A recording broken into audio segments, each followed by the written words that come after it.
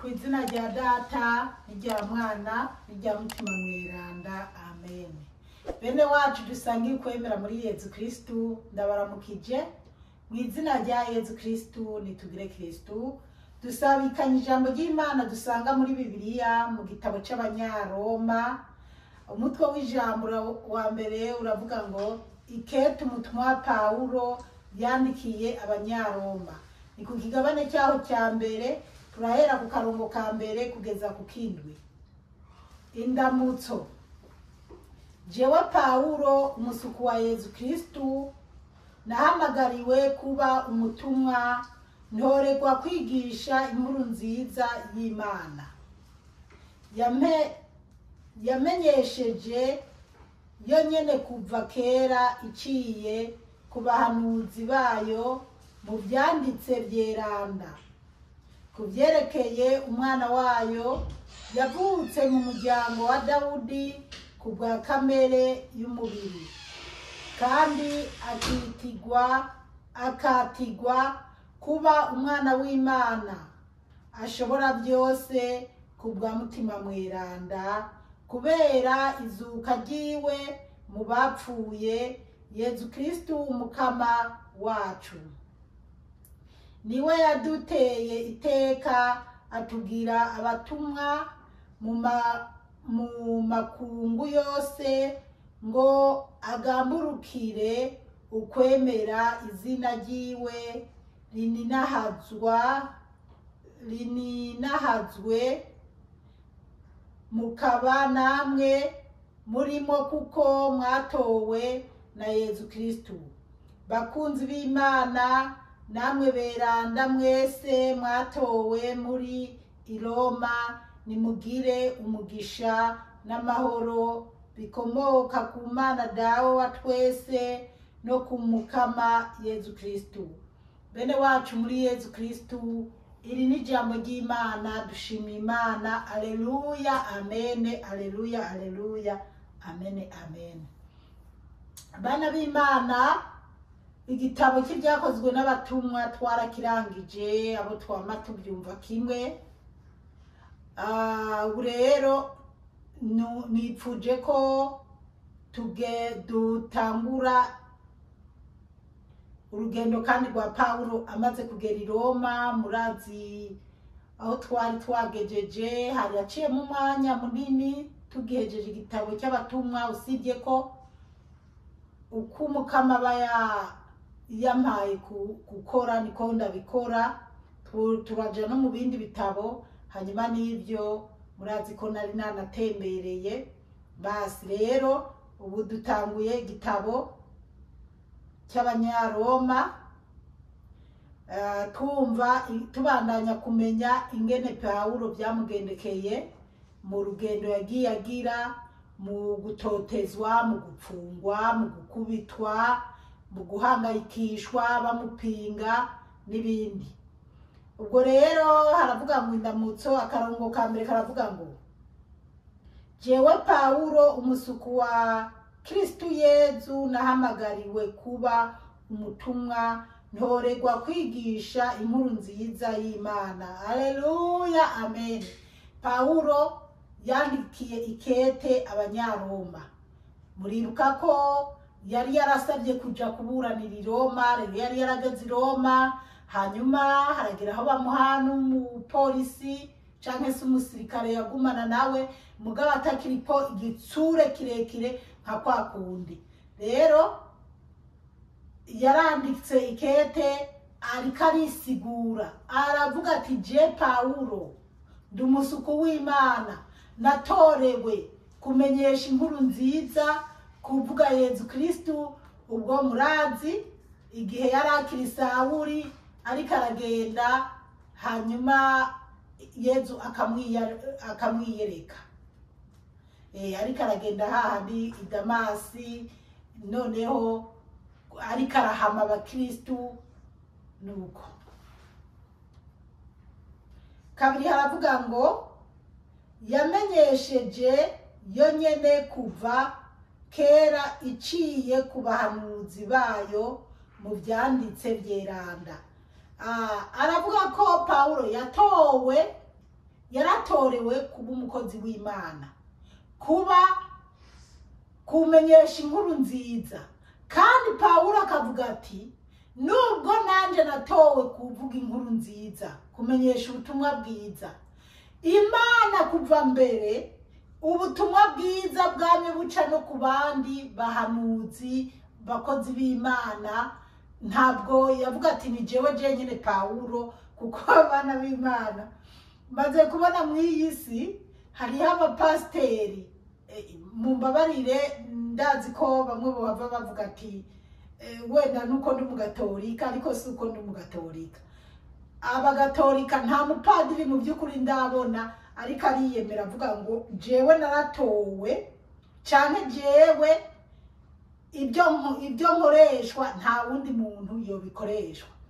Rero usanga hariho abapasiteri biyemera. Nabonye n'uwavuze ngo muri Afrika nzima ngo niwe wenyine mupasiteri ahari yemerwa n'Imana, avuganwa n'Imana, mbese nyene ibintu rero we Pawulo avuga ati kuva na kera Imana yamye itora abahanuzi, yamye ituma abavuga butumwa kuvuga ijambo ryayo mu buryo bwose, mu bihugu byose, mu bice byose bitandukanye. Rero nawe yumva ko nawe yatowe, kandi niko kuri, yaratowe. Turavye ukuntu Pawulo yatowe biratandukanye nuko ba Petero na ba Yohani bari baratowe, ariko nawe yatowe kugira avuge ubutumwa bwiza. Turabandanya gatatu, kubyerekeye umwana wayo yavutse mu muryango wa Dawudi kubwa kamere y'umubiri. Pawulo nyene arasigura ko wewe yaje kuvuga cyane cyane kubyerekeye umwana w'Imana Yezu Kristo, ngo kandi yavutse nk'abantu twese, yavutse kubwa kamere, yavutse kubw'umubiri. Aranasigura ati azananye mu muryango wa Dawudi, azananye mu muryango wa Dawudi. Yezu Kristo baravuga ko ari mwene Dawudi, mwene Yozefu, ariko igishitsi nyacyo Dawudi wa wundi twama twabonye amazaburi yiwe. Gitabo cy'amazaburi twagitanguye kera, ariko kubera amazaburi aba ari nk'aho ariko aradukabura, atwibutsa ingene dukwiye gusenga, nicyo gituma ngeraho nkajayo, kubera ko tuba turiko twabifatanije n'ibindi bitabo. Murabona kuva mu mazaburi tuyatanguye, igitabo cyayo cyaraheze, byakozwe n'abatumwa, igitabo kiraheze, ibyahishuwe, mbese ibitabo byinshi tumaze kubirangiza. Mugabo amazaburi nayo tukagenda tuyashigira, kandi nayo nyene hazogera igihe igitabo cy'amazaburi tukimare. Rero Pawulo rero arasigura ati kubera Yezu Kristo wo mu muryango wa Dawudi yavutse, haleluya, amen. Ariko tuze dushima Imana yaduhaye Yezu Kristo akaza mu isi koko, akatwigishiriza, akanatora, yitorewe nyene intumwa, akakomeza no gutora, n'ubu agakomeza gutora. Haleluya, amen. Kandi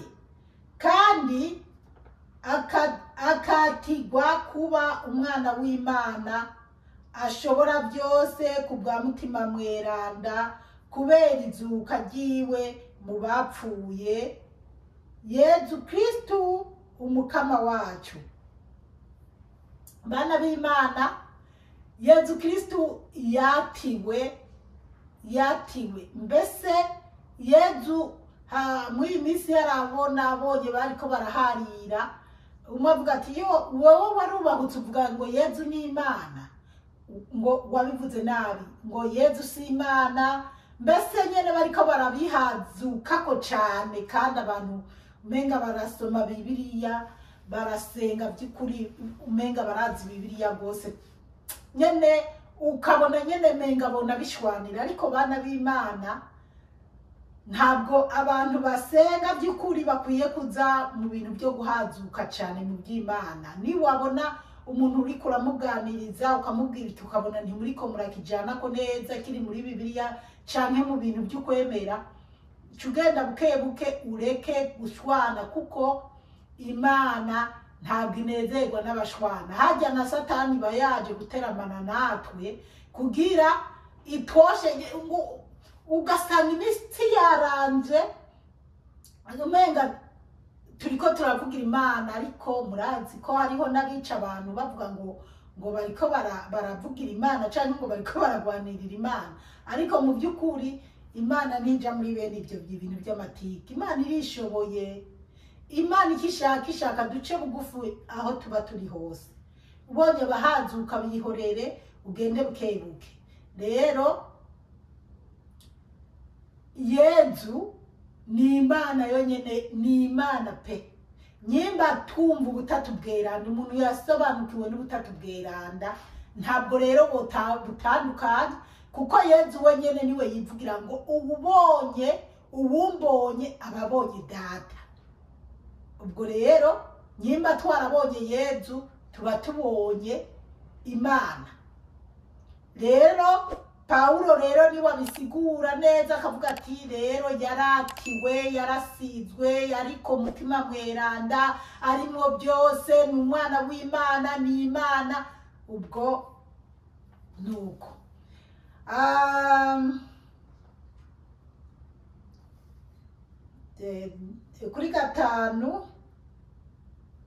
kuri gatanu niwe yaduteye iteka atubwira abatumwa mu makungu yose ngo agamburukire ukwemera izina ryiwe rininahazwe turasubiramo bana b'Imana kuri gatanu niwe yaduteye iteka atubwira abatumwa mu makungu yose ngo agamburukire ukwemera izina ryiwe rininahazwe Paulo aravuga ko Yezu Kristu niwe yaduteye iteka niwe yabateye iteka kandi nanje Zipora umusabyikazi w'Imana nzima ndemeza gose ko Yezu niwe yanteye iteka nyimba Paulo avuga ati yaduteye iteka adutuma mu makungu yose ngo tugende twamamaza inkuru nziza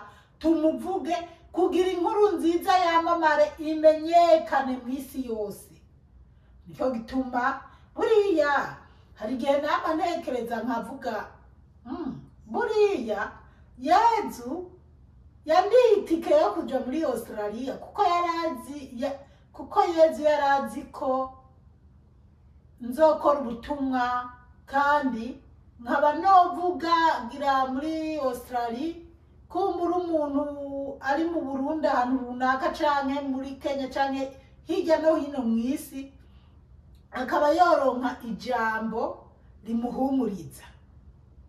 rimuhumuriza rimusubizamo intege Yezu akora uko ashaka rero niyo mpamvu Yezu yatuvangavanze Jesse nari nibaza ko hariho nk'umuzungu yonyizera akambwira ati sengera canke dufashanye gusenga canke akambwira ibibazo byiwe n'umuryango wiwe by'abana biwe canke umugabo wiwe ukuntu bimeze ibintu nk'ibyo bana b'Imana rero hari igihe mvuga utuntu nkibuka nk'utundi tuntu nkaseka ikisekeje ntibyari ngombwa ko ndakivuga ariko reka ndakivuge nuko hari ahantu nagiye hanyuma umunesi w'umukecuru ariko arampima tuganira mbaza ufise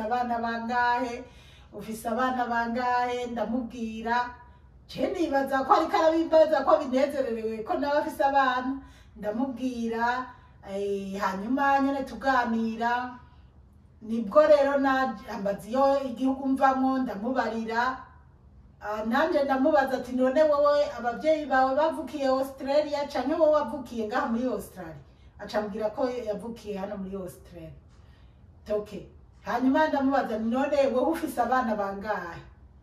Hanyuma acarazeka, mugabo ntiyanasetse ntiyananezerewe rwose, mugabo yambwiye ngo mfise ngo akayabu ngo n'umugabo wanje. Mumve bana b'Imana, umukecuru mve ntiyoba kivyara, jewe ndiko ndanamwihweza byananangaje kuko nibaza ko umuntu afise imyaka 65 ngaha aba yamaze kurungikwa kujya ya leta ayo yakoreye kera ibintu nk'ibi. Ubwo rero karagaciyemo, reka rero twibandanirize hubwo n'ibyiri jambo ry'Imana.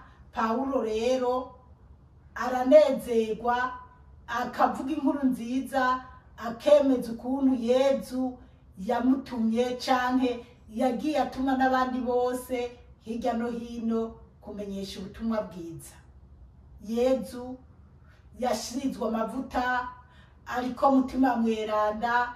Yezu bana b'Imana, twubahe Yezu, tumukunde, tumenye ko Yezu niwe mahungiro yacu.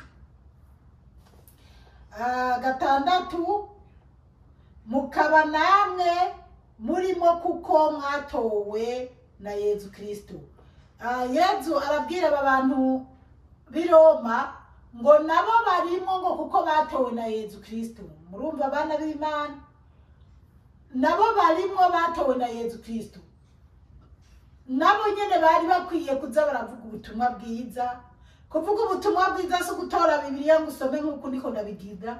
Kuvuga ubutumwa bwiza so kuvuga ngo nukuri padiri cyangwa uri pasiteri cyangwa uri shehe. Oya, ubutumwa bwiza urabuvuga ukabubwira umugenzi wawe, mbese uhereye mu nzu yawe. Ubutumwa bwiza mu nzu yawe. Ubushize hari groupe nabonye bariko baramvuga ko umuntu umwe yavuze ngo none ngo kumenga ngo ari kuri ya rutari. Yumva umenga biramutangaje.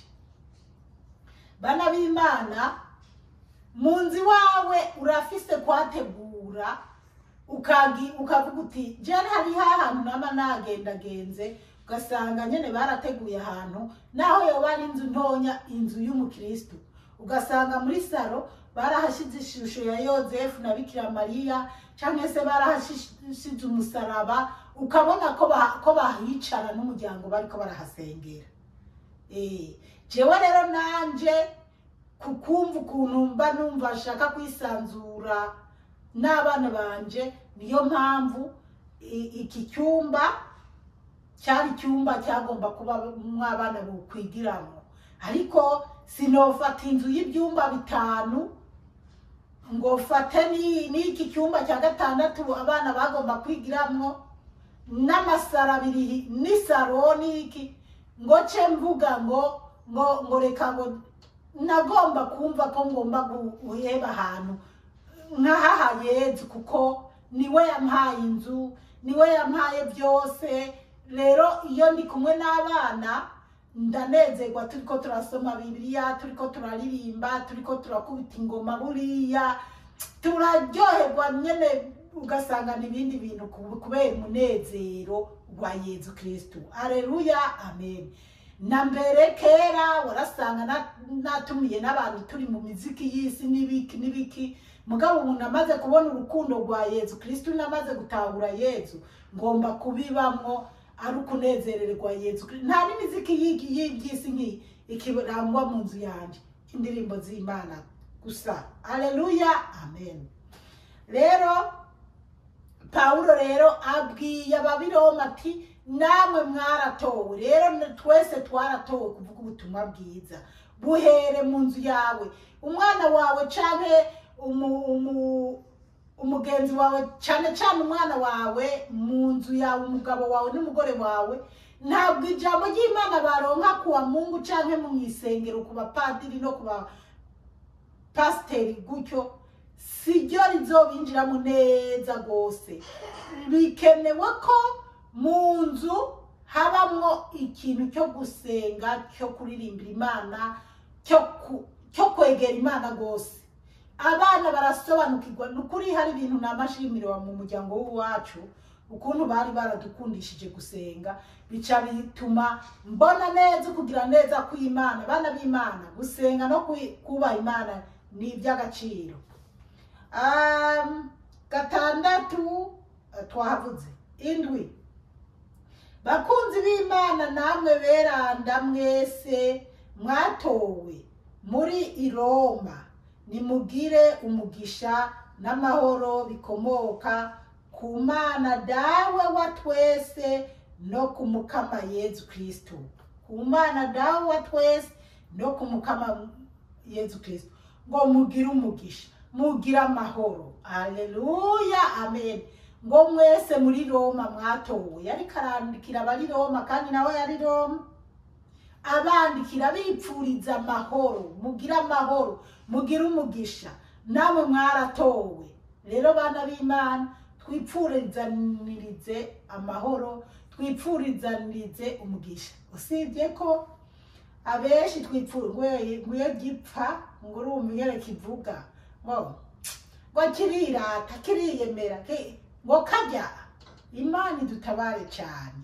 Jewe mw'iki gihe sigaye ndo umwanya muke, ugasanga abantu basigaye bambona ko umenga sinkibitaho, sishaka kubavugisha, haba mu bo mu muryango, haba bagenzi benshi twahora tuvugana, ugaca umenga nyene sinzi ubundi iwe wakunda guca nyandikira andungikira uturirimbo ngo mu gihe cy'imperuka canke ngo urukundo ngo gwara.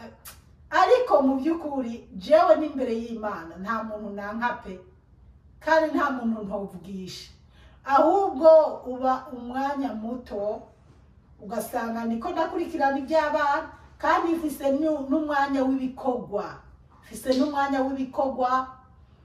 umwanya wo kuja muri chapelle ngamba narabwiye abapadiri bakanzanira isakramento mu nzu ariko kukubera mba ntekereza ko ntoba nkigenda ku rusengero, kumva ko jewe ngiye ku rusengero mwakigoro gushengerera Yezu sindabikora, numva nto kwihutira kubikora. Rero mba nkamva n'uwo mwanya n'umwanya wanje wo kuja muri kwaya. Kandi ikindi nacyo no ku rusengero fiseho ibyo nkora, nkasasa kuri altari, nkategura nyene no mu rusengero nkavashanya n'abandi canke ntanababonye. Hari umukecuru umwe dukunda no kubikorana. Rero ibyo byose iyo niko ndabikora, iyo niko ndasasa kuri altari mba numbuza umunezero. Iyo mbona ngenda hajya ku isakramento nkakora ibikorwa byiza, mba numva umunezero, nkavuga ati yo haleluya, amen. Yezu ariko arandaba, arabona ko ndiko ndakora ibikorwa byiza mu ngoro yiwe. Bana b'Imana rero dukunde gukora ibikorwa byiza, tugende ku rusengero dukora isuku, dukubure, tugende nanje namagenda ku rusengero. Hano hari ahantu urusengero nkunda kuja gukoraho isuku.